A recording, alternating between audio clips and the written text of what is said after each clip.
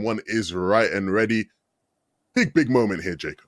On that side of the map, you know, Pars and Baka, they got in the north, kind of uncontested, but we're going to jump on board first. Cease and Nebs, the team that was talking about, two different regions, combining their forces here. Cease, one of the OGs, but Nebs is just getting tagged up right out of the gates. And so, you know, big commitment, right, for Nebs to fly all the way over to play with Cease, who he obviously hasn't got experience with across the map, though. We have Abluinga and Bevies. They get started incredibly well here against Except and Dubs. Cheeky win off spawn is going to do wonders for the confidence moving forward.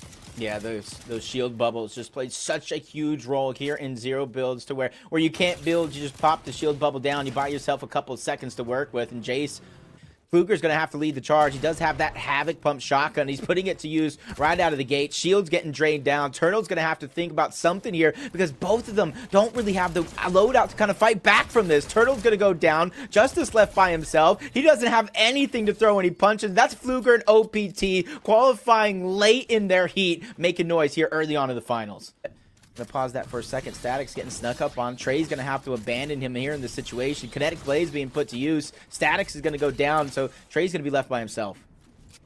Yeah, Maz is on a hunt right now.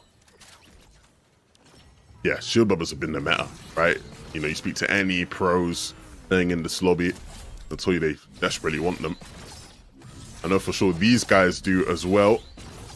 Malabuka and Pink, both winners at the last game as 8 respectfully in the different modes. Unfortunately for Malabuka, the mode he won in is no longer going to be an actual competition to partake in, but Pink, the reigning champion.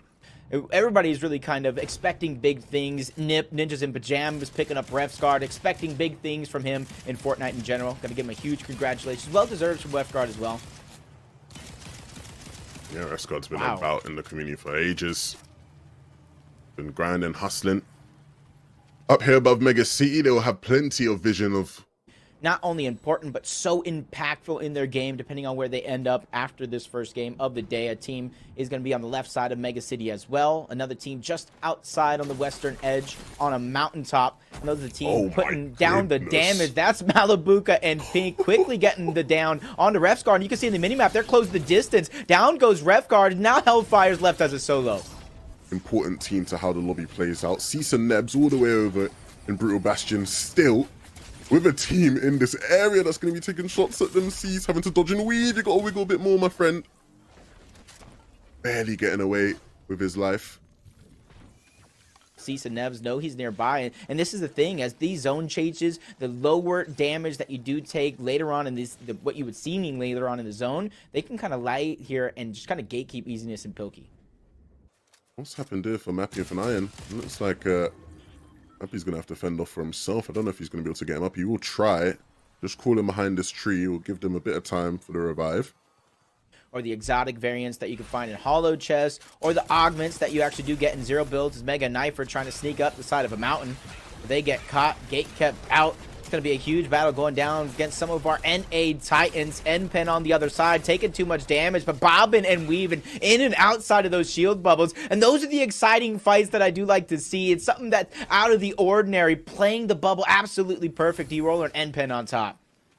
Tagged out just like Cease there, sniped out of the sky, but quick reactions coming through from Nebs. Shield bubble down, but it looks like Blur and Thor are going to close the gap. Jamper and Paper get closed out as well. That's Pamstu and Fatch at the edge of zone. They're going to be able to get the res, unlike their counterparts on the other side. You see in the feed. Yeah, you're not going to let a team off, right? If you pick up a knock, you just have to go in for it. I feel like a lot of these teams will be thinking a fight here between Revise and... Wow. Oh my goodness. It's that Mythic Havoc, bro.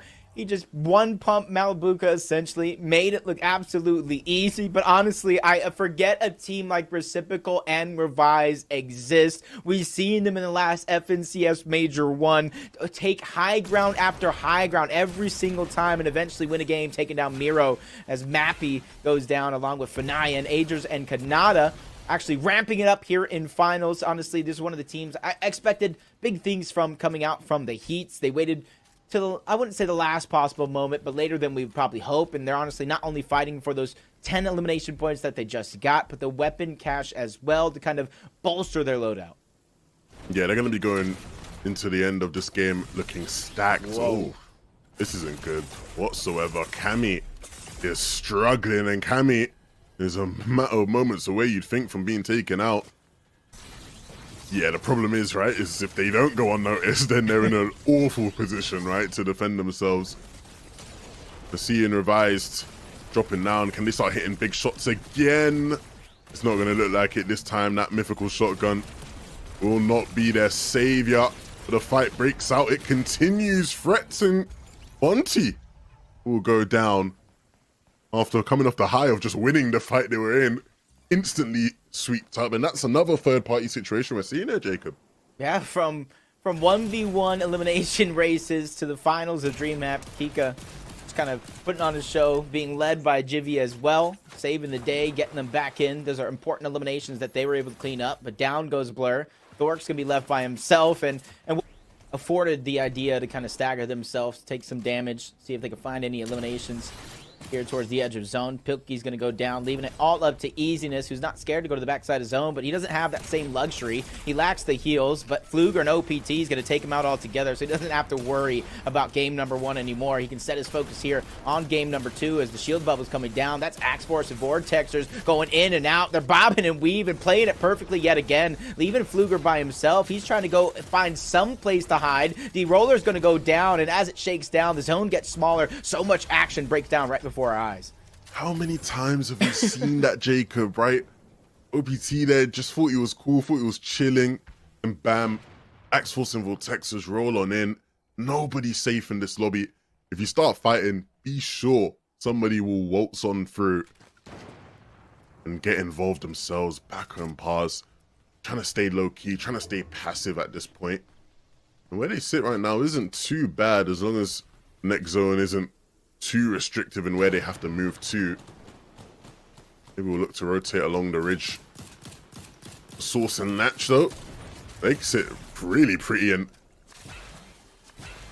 they can see exactly where everybody else is. The problem is they have to move into where these people are, and so making their mind up on where it is they need to go is the most difficult part about the game for them from this point onwards.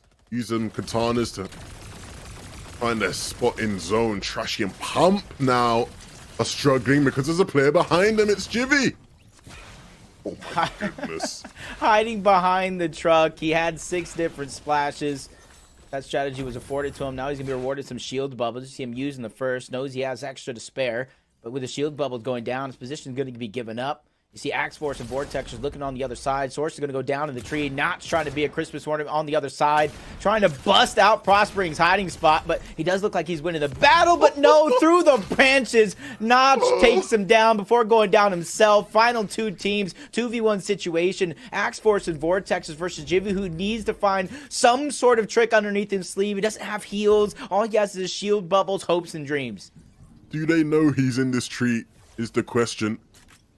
They're looking all around the place. He certainly knows where they are, and I think they know they are looking to chop it out. They're looking to chop him down, cut him out. You've got to think it's only a matter of time until it is chopped. That final slice through the tree will bring Jivy to his demise, and so it's... And with those 11 eliminations, Victory Royale, they have 115 points, 31 points over the NA West